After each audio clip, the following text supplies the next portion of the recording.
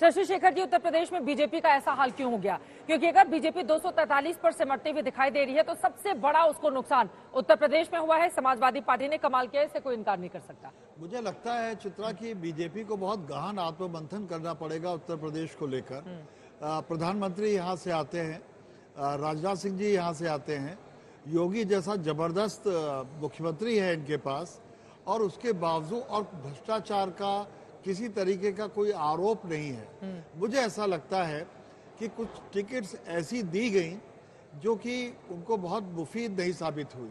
इसी तरीके से जो गठबंधन बने वो भी बहुत मुफीद नहीं थे। अचानक किसी को टिकट दे देना, अचानक गठबंधन में शामिल कर लेना और फिर उनके ऊपर बैंक करना, मुझे लगता है कि ये ठीक नहीं था। एक बात और मैं महसूस कर रहा हूँ, जिन लोगों को टिकट दी भी गई उन्होंने वो पर्याप्त मेहनत नहीं की।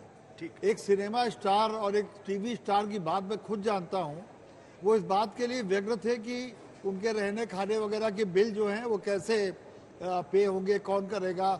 शूटिंग में तो हम ऐसा नहीं करते थे। तो ये शूटिंग नहीं थी भाई, आप जनसेवा के लिए आए थे।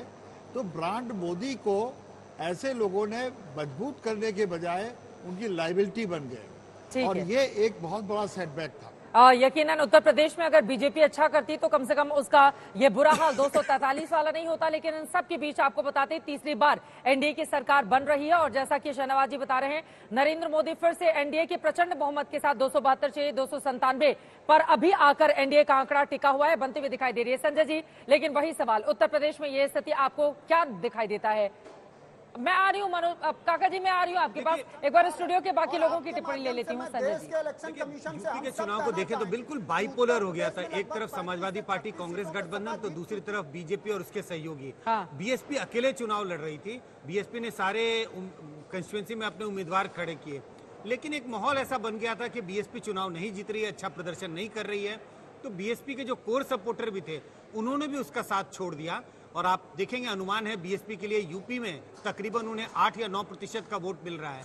बीएसपी को जो कोर सपोर्टर थे, जाटव वोटर और गैर जाटव दलित वोट, ये लगभग एकमुश्त समाजवादी पार्टी की ओर शिफ्ट हो गया है। इसका भारी नुकसान समाजवादी बीजेपी को उठाना पड़ रहा है, क्योंकि बाइपोलर कंटेस्ट में समाजवादी पार्टी का वोट लगभग बीजेपी के बराबर है। क्योंकि मध्य प्रदेश में शशि शेखर जी हम देख रहे हैं क्लीन स्वीप है भारतीय जनता पार्टी के लिए। इतने सालों से वहां पर सरकार है, लेकिन उत्तर प्रदेश को लेकर, जिसको लेकर डबल इंजन की सरकार है, सबसे ज्यादा मुफीद है, ये है वो है, सब कहा जाता था, और वहीं पे ये हाल हो गया। वहाँ यहाँ उत्तर प्रदेश के लिए मैंने अभी कुछ बातें कही, उसी में 2 वाक्य और जोड़ना चाहता हूँ चित्रा।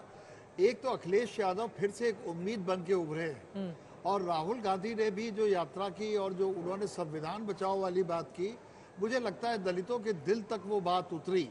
और मैं बांस गांव के एक सिपाही से मिला, वो दलित था, और मैंने उससे जब पूछा तो उसने बहुत सी ऐसी बातें कही जो टेलीविज़न पे मुझे नहीं बोलनी चाहिए, लेकिन उससे मुझे लग गया था कि हवाएं उल्टी बहने लग गई हैं। एक बात और मैं महसूस करता हूँ, दलित मुस्लिम एकता एक तरीके से दिखाई पड़ी कांग्रेस के पक्ष में।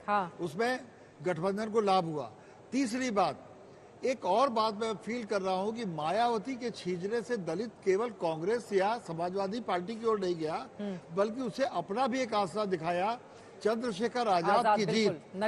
ये एक इंडिकेटर है कि दलितों में छटपटाहट हो रही है, और मायावती ने जिस तरह की राजनीति उनके साथ की है उससे उनका दिल